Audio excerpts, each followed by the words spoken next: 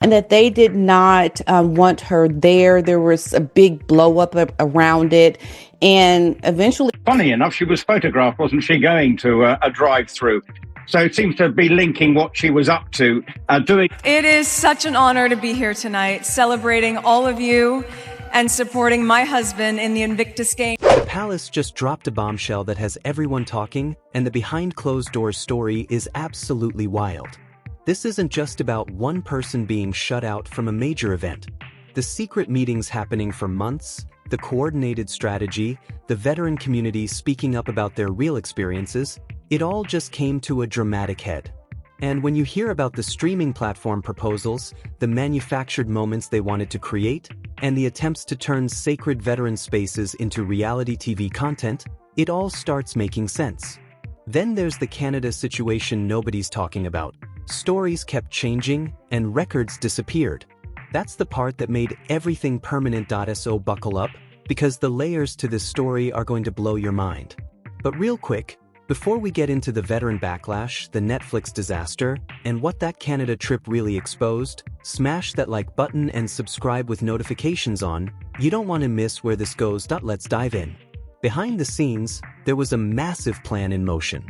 4 months, she had been mapping out a huge comeback appearance at the Veteran Games. Every outfit was coordinated, media interviews were scheduled weeks in advance, and photo opportunities were timed for maximum coverage. This wasn't a casual, I'll just show up and support the cause moment.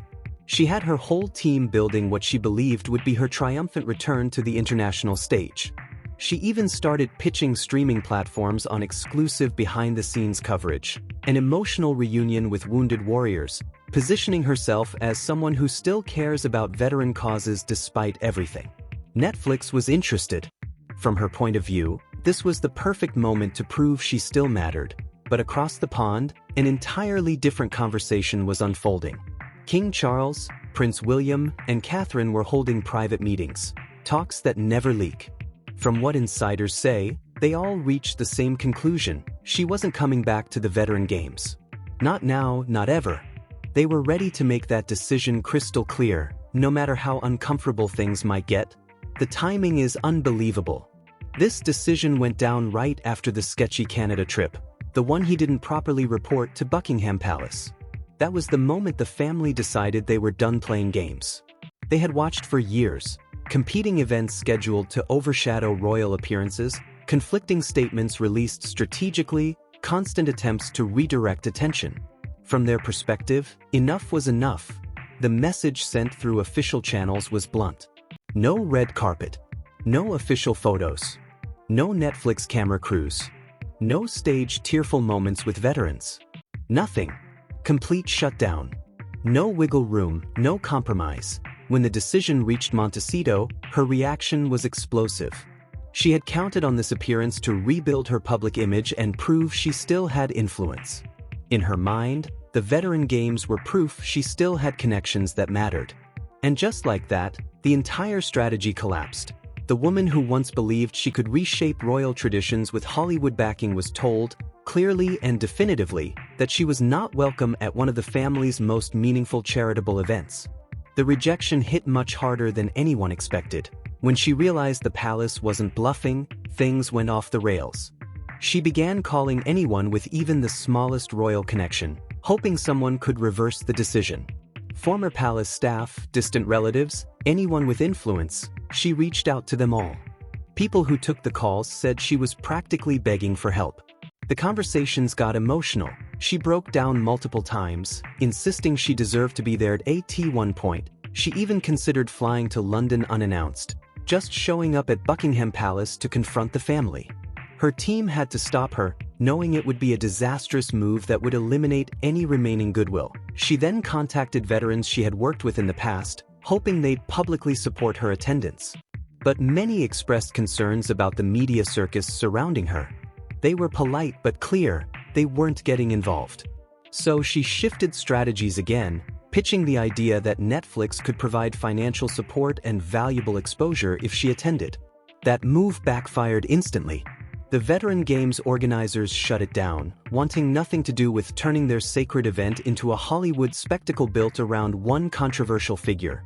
Then news hit that Catherine, Princess of Wales, was being invited to attend certain events in an official capacity. That changed everything. This wasn't just exclusion, they were replacing her with someone trusted and respected. Back in Montecito, tensions skyrocketed. Staff reported raised voices, intense arguments, and a heavy atmosphere as she struggled with the reality that her influence couldn't fix this. Her team scrambled to find alternative veteran events she could attend that same week, hoping to create competing headlines. But those plans failed too. Most organizations didn't want the controversy associated with her involvement. The freeze-out was more complete than she'd imagined. Meanwhile, Harry was thrown into the worst position possible. King Charles called him directly for a 30-minute conversation that was anything but pleasant. The message was clear: her showing up would be seen as Harry going against the family. There were no compromises, no exceptions. Harry tried suggesting private appearances or low-profile visits, but everything was rejected. When she heard what Charles had said, she was devastated. She couldn't understand how Harry would let his family treat her that way. To her, it was public humiliation, especially after her previous involvement with the games. She believed she had earned her place through speeches, connections, and support. Now she felt like none of it mattered. The arguments between Harry and her got so intense that staff were asked to leave the property. The pressure she put on Harry became overwhelming. She told him he should boycott the veteran games entirely if she wasn't allowed to attend. In her view, if he went alone, it proved he was still under his family's control.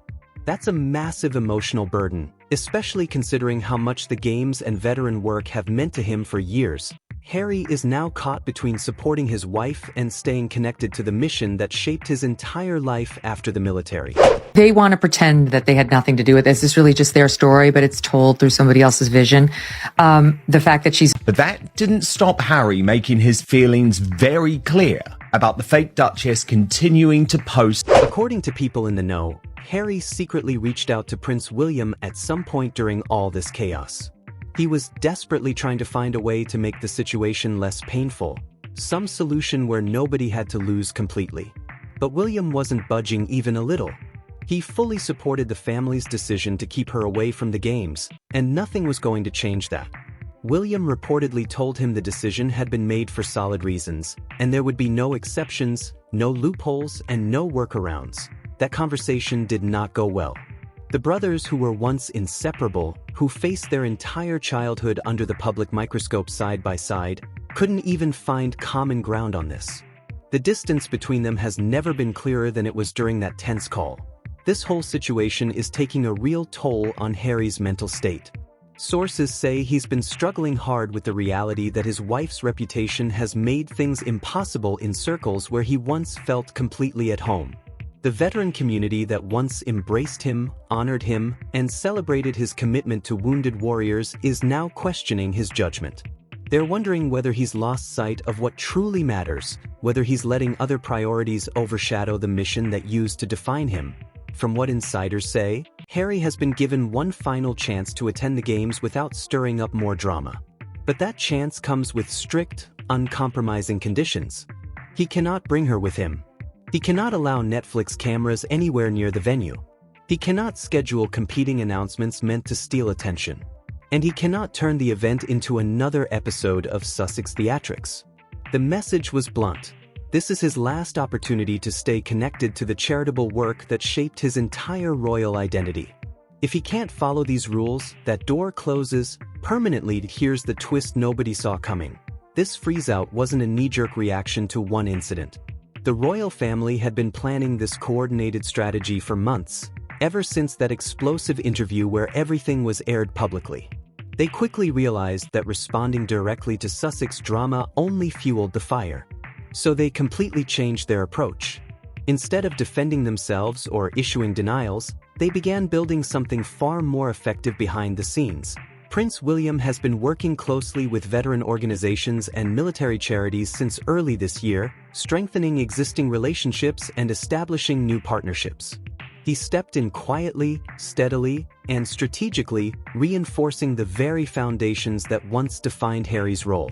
Moment of difficulty and division in many parts of the world. We gather here in Vancouver. It's Harry and Meghan, because they seem to be designed for each other, to blight the rest of the world. And yet, after... The goal wasn't just to maintain connections, it was to ensure veteran organizations knew they had reliable support from working royals who weren't going to turn their events into media spectacles. William has been visiting veteran facilities quietly, with zero fanfare. No photographers, no press releases, just genuine conversations with wounded warriors about what they actually need, not what looks good on camera. Behind the scenes, there's been quiet messaging going out to veteran groups for months. Nothing written, nothing formal, but the message is unmistakable. The family is deeply concerned about certain individuals trying to turn sacred veteran spaces into opportunities for personal publicity and commercial content.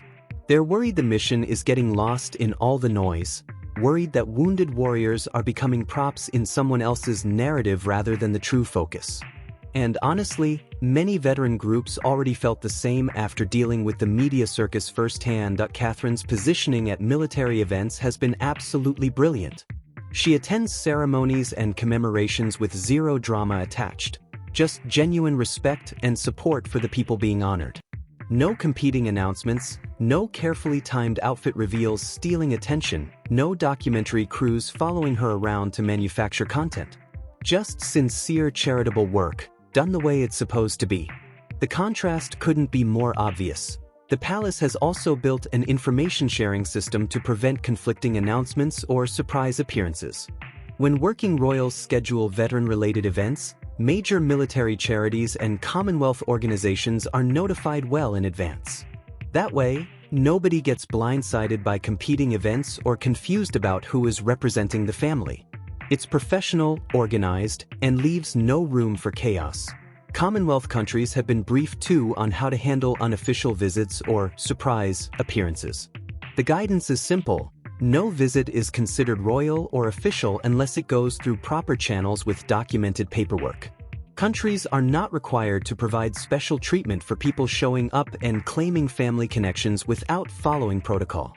The Canada incident exposed huge gaps in how these things were handled, so now everyone is aligned on what's legitimate and what isn't. What's really fascinating is how effective silence has been for the family. They stopped engaging entirely, no denials, no responses, no debates. They simply kept doing their work quietly, consistently, and professionally. And slowly, people began noticing the difference between genuine, drama-free service and constant narrative manipulation. Even celebrity friends who used to publicly support the Sussex brand have been backing away. You can see it clearly, who's still defending them and who has gone completely silent. The Hollywood connections that once seemed so powerful aren't taking sides anymore. They're not amplifying the message, not defending the couple, not showing up publicly at all.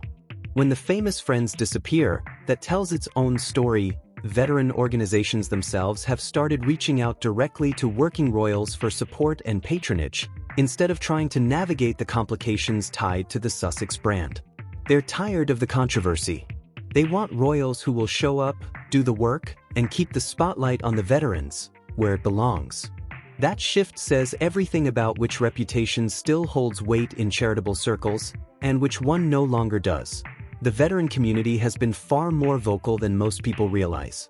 And their perspective hits differently, because these are people who actually served. Many wounded warriors have been speaking privately about feeling used during previous Sussex appearances, saying the events felt staged for emotional impact rather than genuine support. One veteran who attended a games event she participated in said it felt more like a photo shoot than a commemoration. Camera crews everywhere, constant repositioning, and the attention continuously shifting away from the warriors and toward whoever could get the best shot with her. There's one specific incident that keeps resurfacing in veteran circles. During a past games appearance, she requested private time with certain veterans for what was supposed to be intimate, meaningful conversations. But when the veterans arrived, Netflix cameras were already set up in the room. They didn't know about the filming beforehand. Many felt ambushed, like their trauma and stories were being mined for entertainment without real consent. Several veterans said they felt pressured into participating in content creation they weren't comfortable with. Their conversations were recorded, edited, and packaged into media designed to benefit the Sussex brand more than the actual cause. It left a bad taste across the board. What really shifted public opinion was when veterans began comparing experiences. When dozens of wounded warriors, independent of each other, start describing the same patterns, the same feelings of being used, the same lack of transparency, people pay attention. And that's exactly what happened. American veteran organizations have been. The reasons behind this are extraordinary. It shows just how much tension has been created. Meghan is a feminist. She's a true feminist, and that's why she's being awarded by Gloria Steinem. She's just a brave woman. They were equally direct about their concerns. When they host events honoring wounded warriors, they want the focus to stay exactly where it belongs, on the veterans and their families. No media circuses, no documentary crews creating content, and no manufactured emotional moments designed to go viral. What made everything worse was the attempt to monetize veteran-related content through streaming deals that the warriors themselves weren't fully informed about. Veterans shared their recovery journeys believing they were contributing to meaningful awareness campaigns, only to discover later that their footage was being shopped around to platforms as entertainment content. That betrayal of trust caused serious damage to relationships that had taken years to build. The respect Harry once commanded in veteran circles has taken a massive hit because of all this. People who served alongside him have been watching the situation unfold with sadness. They remember a man who genuinely understood the mission and respected the uniform, someone who truly got it. But somewhere along the line, that connection was lost. Now, whenever his name comes up in military circles, the conversation is completely different from what it used to be. There's real disappointment there, and that's far harder to fix than anger would be. After months of watching this mess play out, King Charles finally made the call that ended any remaining uncertainty. He arranged a private meeting with senior working royals, Prince William, Catherine, Princess Anne, and a few trusted advisors. The purpose was crystal clear: make a final decision about the Sussex situation and stick to it, no matter what pressure followed afterward.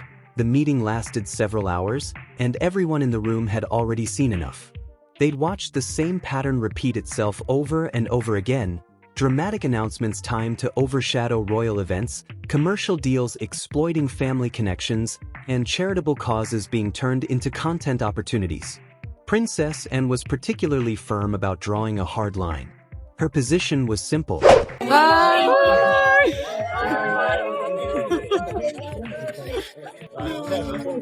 He did make it cool, and then all of that went away, and he became very whiny, and he went the way of what we call modern psychotherapy, where therapists... Princess Anne's position was simple.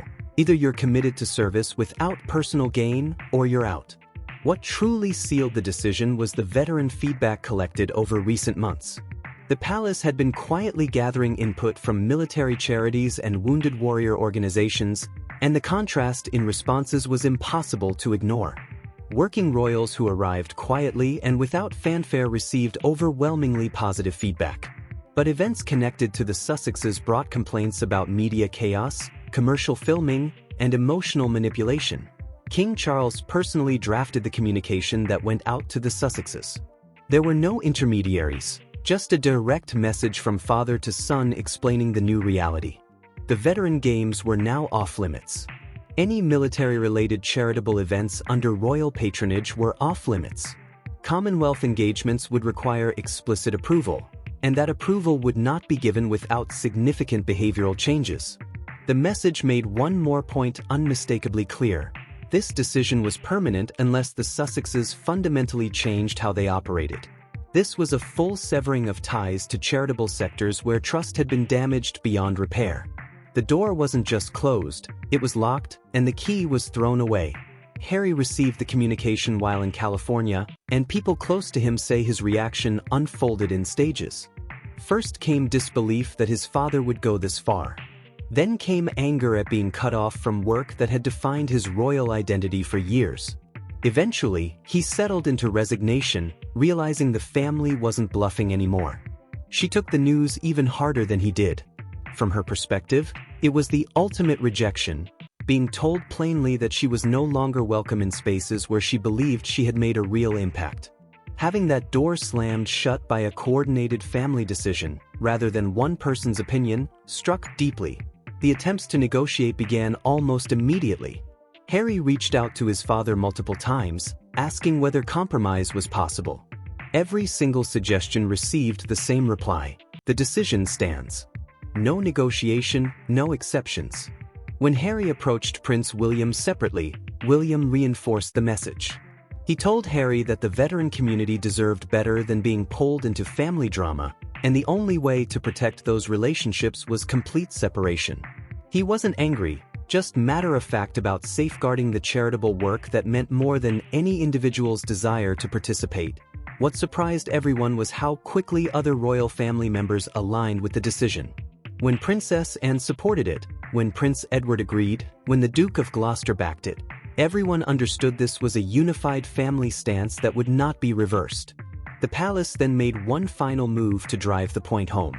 They released an updated schedule of royal patronages showing which working royals supported which charities. The Sussexes' names were missing from every list. That public evidence of exclusion sent a message louder than any statement. The family had moved on, and that chapter was closed. Life in Montecito became tense once the decision sank in. Staff noted the atmosphere changed dramatically when reality hit that there would be no second chances. The plans she had been building for months, the comeback strategy centered around veteran-related appearances, collapsed instantly in one coordinated family move. She began spending hours on calls with PR consultants, trying to find a way to spin the situation. But the challenge was obvious. How do you explain being excluded from charitable events without admitting that organizations don't want you there? There was no graceful way to present that to the public. Harry, meanwhile, found himself in a personal identity crisis. For years, his connection to veteran work defined who he was beyond his royal title. Losing that role, and knowing it happened because of choices made within his marriage, was deeply painful. People close to him say they've never seen him struggle like this. The couple attempted to propose alternative ways to remain involved in veteran-related efforts, but organizations hesitated. No one wanted to appear as though they were taking sides in royal family conflicts, nor risk their relationships with the Invictus Foundation or working royals. Behind closed doors, the blame between the couple has become intense. She blames Harry for not standing up to his family strongly enough. Harry blames her for the commercial deals and media strategies that caused working royals to question their intentions. It's become a destructive cycle where neither wants to take responsibility. What makes the situation worse is watching Catherine take on veteran-related engagements that would have been perfect for the Sussex brand. Every time she appears at a military event, genuinely connecting with wounded warriors without cameras or commercial angles, it highlights what could have been. The contrast is painful and impossible to ignore.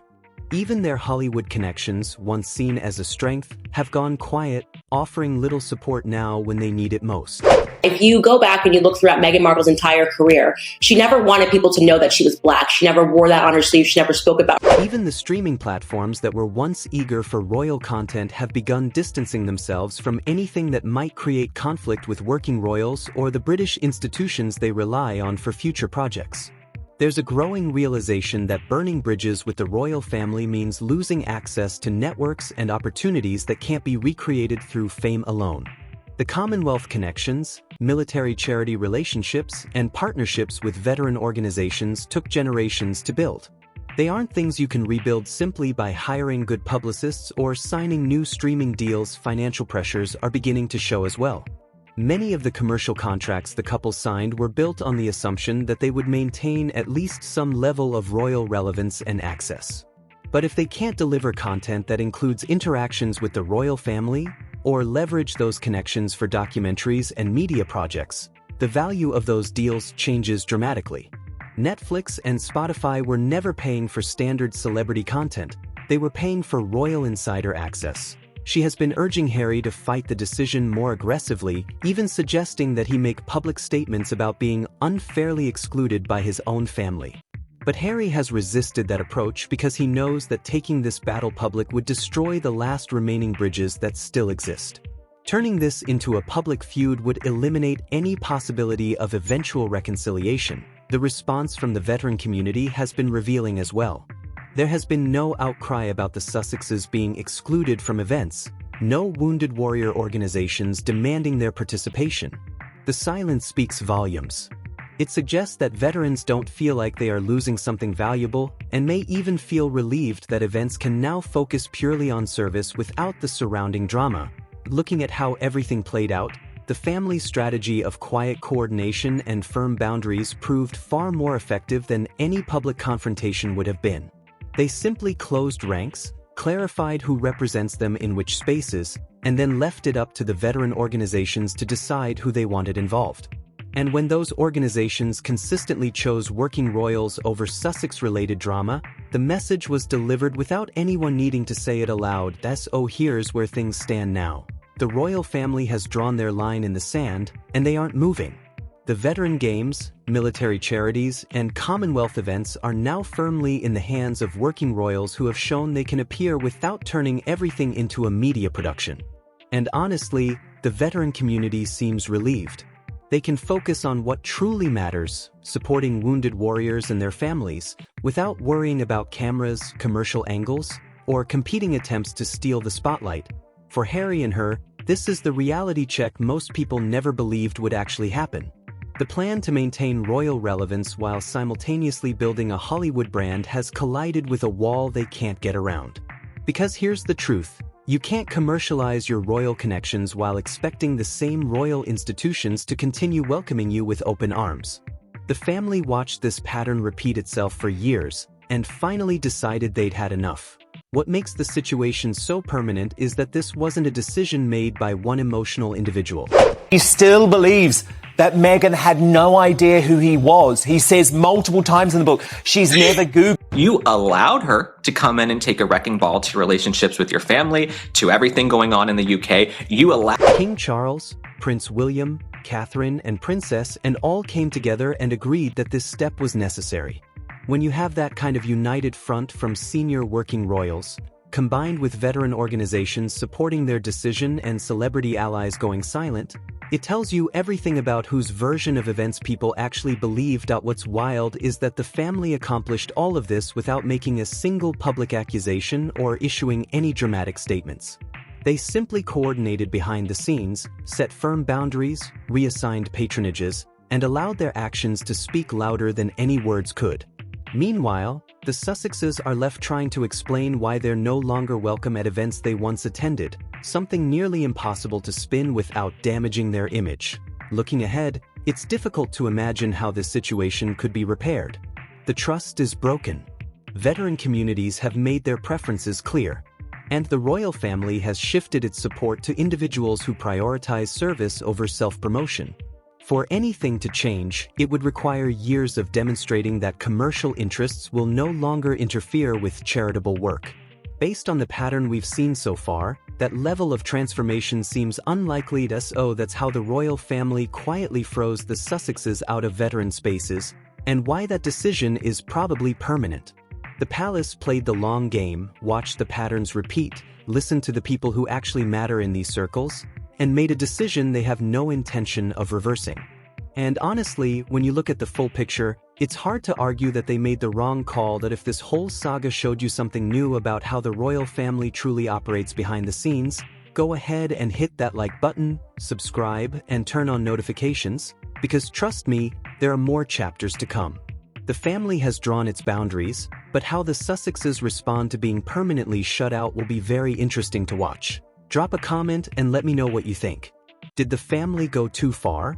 Or was this the only way to protect veteran organizations from being pulled into the drama? I'll catch you in the next one. And that's the full story.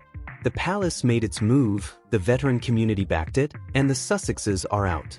If you found this interesting, hit like and subscribe, and leave your thoughts below. See you next time.